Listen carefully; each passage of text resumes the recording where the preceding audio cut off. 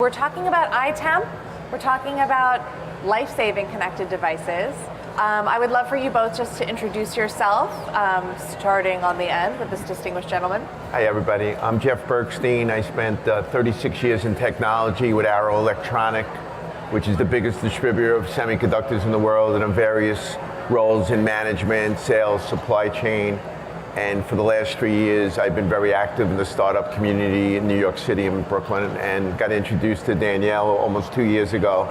And I was so impressed by her desire to make EyeTemp successful, and what EyeTemp represents is a value proposition that I'm working closely with Danielle and Dan. We're basically a small partnership in the company now. We've built up a great relationship from a business point of view. We click.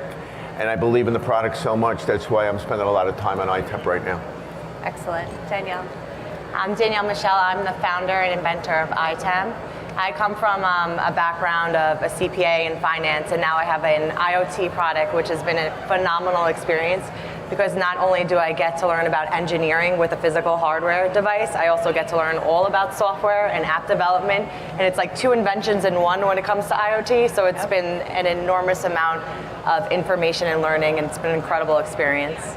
Okay, so you're a finance major, yes, and you then have an idea, I'm guessing. Tell me about the origin story of EyeTemp. So it came from a personal experience. I had a candle that I left unattended for over 8 hours in my master bathroom, and it was a glass candle. It burned down to the bottom, and it actually completely cracked in flames. And it was next to, I had hand towels that were paper, so they were seconds away from catching fire.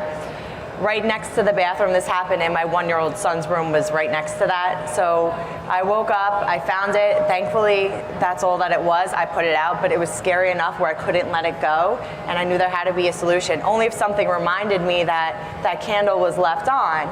So I was actually working on another invention at the time, only a few months in with this idea, and I couldn't let this go. I drove to work the next day with 500 employees. They all have small heaters under their desk. They're calling me to check, can you see if I left my heater on? My mom's calling me, can I check to see if she left the stove on? And my husband's a firefighter. Once I did the research, the #1 reason why house fires start is because of unattended home cooking equipment. It's forgetting about leaving appliances on. Such a major problem, and there was nothing out there in a preventative measure that was in the market yet, so I knew I had to do something about it. I love that you have, like, the firefighter husband, the near scare experience, the IoT, like, invention street, like, you, like, whip all that in a blender and you get EyeTemp. I love the way that you just put that concept together, but in short, that's exactly the smoothie that I've been drinking since. That's for sure. But tell me, so it's one thing to be like, I wish there was something that could alert you. It's another thing to come up with what I think is a very clever and very small device that has some sophisticated capabilities. So why don't you tell everyone, and we probably should have started here, but why don't you tell everyone what EyeTemp is and what it does, and then we'll talk about how you got there. So EyeTemp is a small Wi-Fi device. It's about the size of a 9-volt battery. And it basically, in short, can turn any appliance into a smart appliance. So you physically attach the device to whatever appliance you want to monitor. So let's say, for example, an oven. It goes on the oven, you connect it to your home Wi-Fi on your mobile app. Once that connection is done, the device automatically monitors the appliance, and it will send you an alert to remind you if you leave the appliance on. It will send you an alert to let you know if the appliance gets too hot. So if there's a dangerous temperature that's ranged for fire prevention, it sends you an alert. You can set up emergency contacts. So if your phone is somewhere else, it's shut off, it's dead, you can't find it, you're not responding, it goes to emergency contacts. And the fourth thing is, when you first set it up, you drop in a geolocation of where your location is. So if you leave your house and your oven's on, it will say, don't leave yet, your oven is still in use. It really kind of covers all the bases of all the different ways that things could go terribly wrong. Okay, so I'm gonna shift to you now and say, that's a cool laundry list. How do you get from the idea of that to the actual technology? And you're not even building the technology into the candle or the iron or the stove. It's sort of one device that can really monitor any number of things. So what's going on inside? Well, when you think about it now, sensor technology is really big. in the electronics industry. I mean, there's water sensors, there's heat sensors, there's all sorts of sensors. So we worked with our design team on picking the most cost competitive and quality sensor. You know, we outlined our needs, what it needed to do. And at the beginning, of course, you're going back and forth and doing testing and making sure it works perfectly. So when you think about it, as Danielle explained, it's so small. That's really important also because it keeps the cost down. And right now in the technology world with lead times, we have just X amount of parts in our so when we could turn something around in manufacturing in 8 weeks, there's other major companies like Honeywell are waiting 40 weeks because they can't get certain technologies that lead times are way out there. So we work closely with our app engineers, our product design engineers. We're constantly looking to refine it with better technology as better technology comes out. But the sensor is the key to it, and making sure we have strong quality vendors that are going to be around to support it. And also did a lot of the vendors, even the battery vendors, Danielle made sure there was testing at the factory that it was approved before it was shipped. So those were really the key things. It wasn't really a major super technology thing. It was just combining the knowledge of our app engineers. Danielle outlined the specs, and they came up with it, and it worked perfectly. Got it. Cool. And how are you educating the consumer about where to put the sensor? How does the device know that it can properly assume the responsibility for the heating element or the heating device? How does that all work? That's a great question. So that's actually done on the app end. So when you set up the device for the first time and you select, again, we'll use the same example, an oven, there's a physical picture of an oven that comes up and it shows you on the oven, it goes on the oven door because that's where the heat source is, but not on the burners or anything like that. So we use visuals and then we repeat it with words to make sure that it's put in the right place. So all visual pictures for everything. Got it. And so essentially there could be a number of different kinds of candles or a number of different kinds of ovens, but you guys have figured out a way to kind of make it a uniform process for every kind so that the consumer can feel safe being a part of this technology. They have to interact with it, they have to place it. Right. And so you're basically helping them feel comfortable with that. Yeah, exactly. On the candles, we have 3 candles. We have like small, medium, and large, because it does depend on that, because if you have a large candle, you're not going to put it at the bottom because the heat starts at the top. So besides that, it's completely universal, and everything's just a selection in the app with the visuals. It's a universal device. And does the device need to be charged, or are there batteries? How does that work? It's a lithium battery. Again, at the testing at the beginning, that was a big concern because it was just too short a period. Then we didn't want to introduce it with too short a period. I mean, a lot goes into it. Everybody knows when you have a startup, all the parameters. So now we have it to a point where it's, depending on usage, but it's anywhere from 4 to 6 months. It needs to be recharged. And we ship it with the cord in the package, so nobody has to go looking for their cord. Sure. So maybe you'll recharge it 3 times a year. Look how many times you're charging your cell phone. Got it. Excellent. Yeah. Oh, absolutely. One last sort of technical niggly question, and then we'll talk a little bit more about just your experience as hardware developers. But how do these devices stick to other things, and then how do you sort of re-stick them? Are they meant to be kind of moved around? So we have an adhesive, so it's like a sticker, and it's meant to be a high temperature adhesive, and it can be reused multiple times. We're here at the exhibit today at the Houseware Show, and we have at our booth a candle, and that's been taken on and put back on maybe hundreds of times, and it's still working. So they're very durable adhesives, but we do provide 3 adhesives per unit, so that comes with the packaging as well. Got it. Cool. So what's been your biggest challenge, I guess? You talked about your short lead times, which seems fantastic in terms of being more nimble than some of the bigger companies. What's been hard for you guys being a startup? I mean, every startup has a lot of challenges, so that question, I could probably go on for a while, and we brainstorm this all the time. I think the biggest challenge now is, in people's mind, they have a smoke alarm, and okay, I'm safe. I got a smoke alarm. Right. And we were looking at the statistics. It's amazing. We would, if we got 1% of the smoke alarm market, I mean, we'd be like buying everybody a drink in here right now. But the thought process is the brand recognition We went out in Vegas last year with technology leaders from Intel and Philips, and they were trying to throw holes in it, and they came to dinner with us one night, and they said, we don't have anyone else really marketing it the way you're marketing it. There's smoke alarms, Kitty on TV, you see them with the Kitty, we got the smoke alarms, we got the fire extinguishers, our house is safe. That's more reactive mode. What we're trying to do now is really build our brand, and that's been our biggest challenge on how we build it. We're preventative. All these other devices are reactive when it's way too close to a fire. We're trying to do it way before that, being a preventative mode. And I think once people start realizing EyeTemp plus, let's say, a Sentry fire alert for a smoke alarm, it should be a dual, anything that can make your family or your business safe, and we're just an add-on to that. I mean, you spend $40 and then you don't have to pay it again for the safety of your family.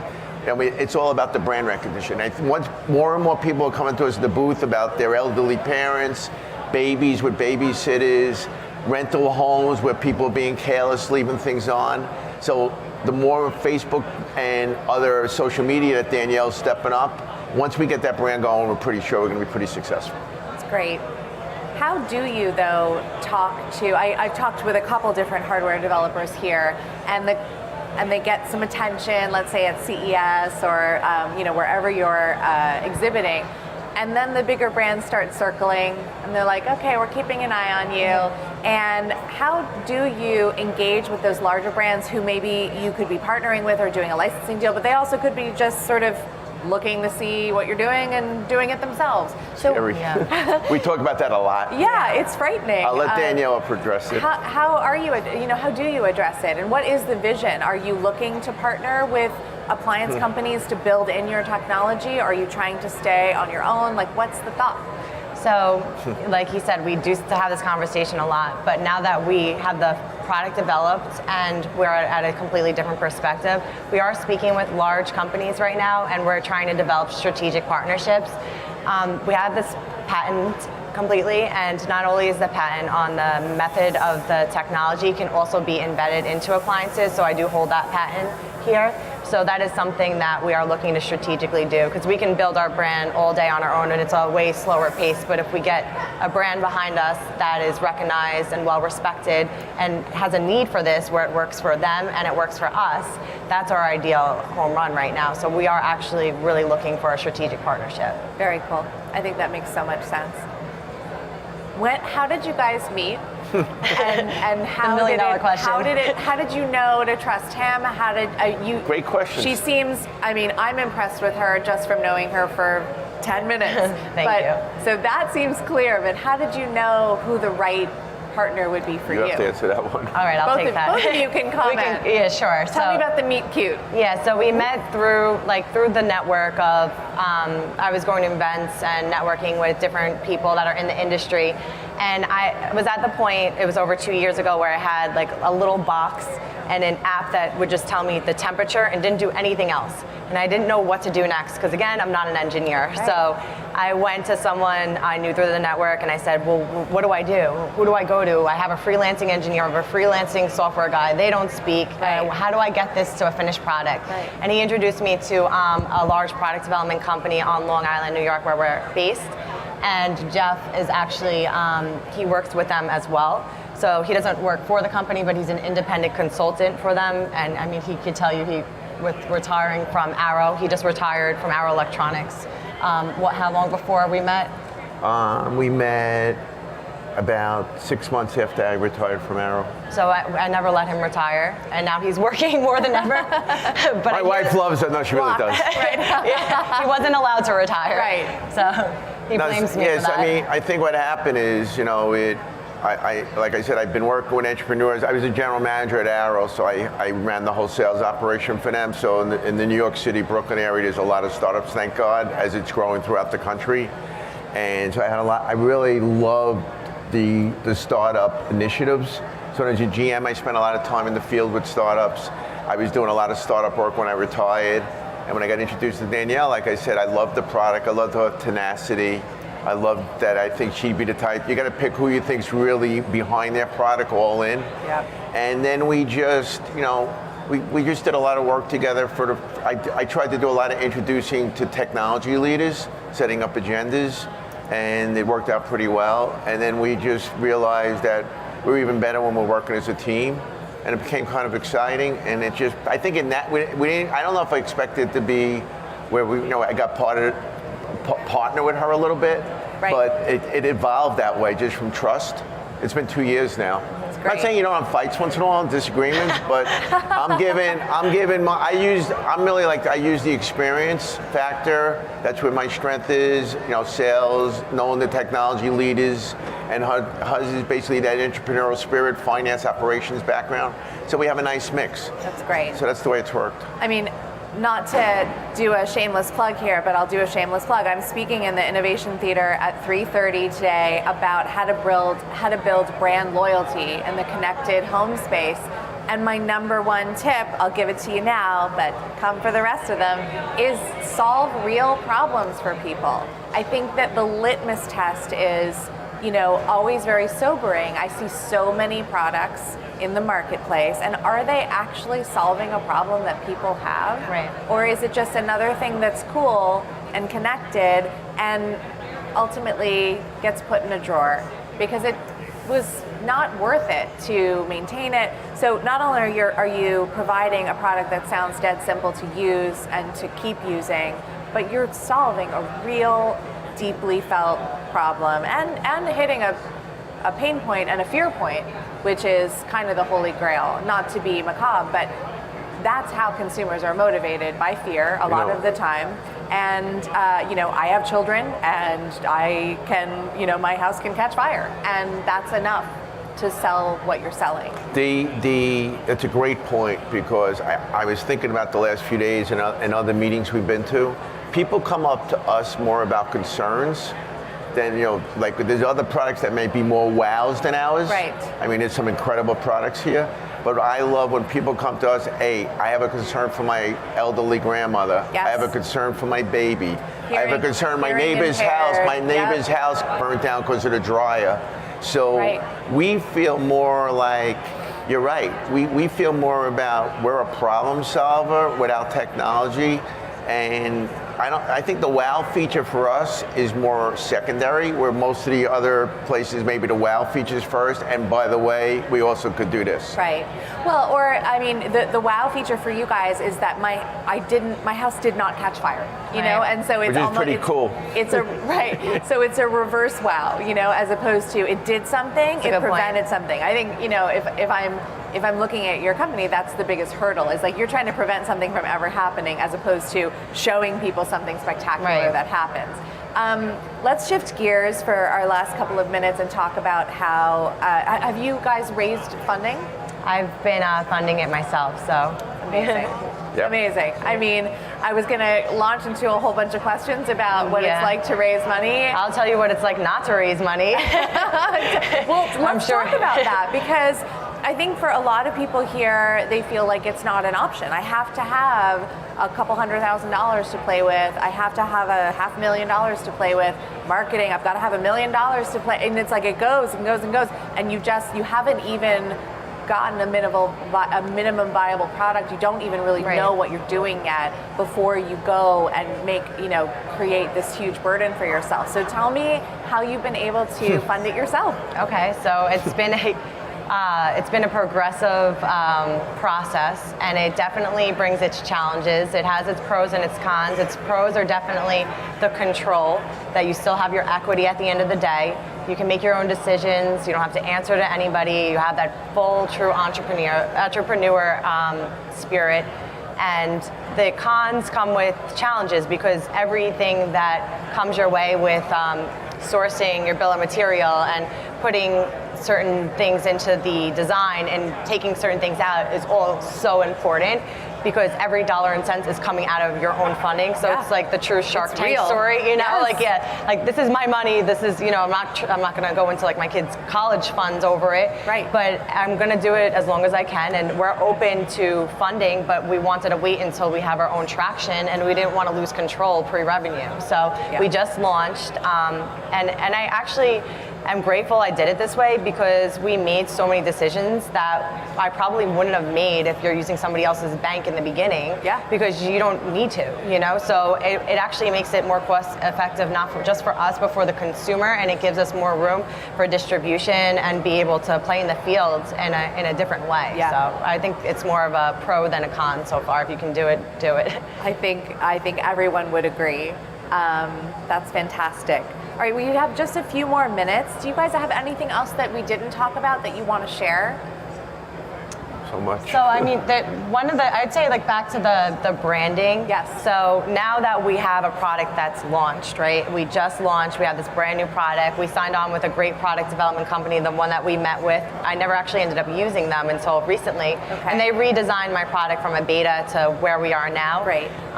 The challenge that we're having is we have. It's a good thing we have so many markets because of the things that we discussed. I mean, we could even go into like more like insurance. This Yes. could be for homeowners. Yes. It could be a discount on the insurance policy. It could be packaged with that, and dormitories and shared living and assisted living for elderly and independent living. So we have so many markets, and to choose the right target market right now with a brand that nobody knows yet is the challenge, because you're like, am I choosing the right one? Is this Yes. the right way? Do I try to get them all, but then you're spread so wide? You want to go deep and choose Right. that one and start there. So that's definitely like one of the challenges that we're having right now, is just trying to figure out.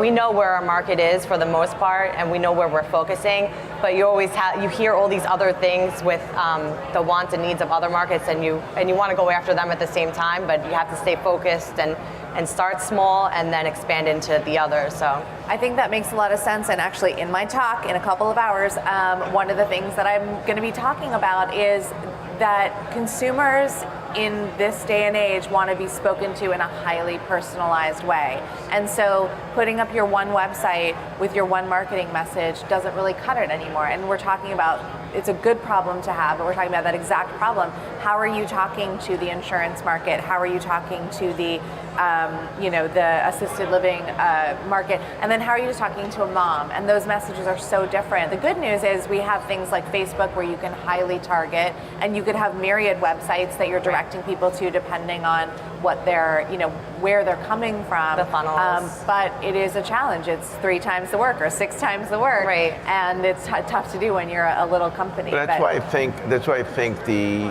and this has been a great show, which we thank you and the team for.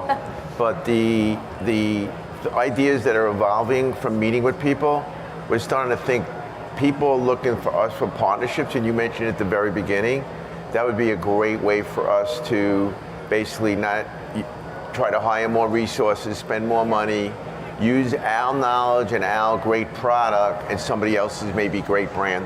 Sure. So, it certainly alleviates the burden, or it becomes a revenue source while you're refining your own independent message, and you've got this partnership over here and they're embedding it in every oven or every iron or whatever it is. Very exciting, you guys.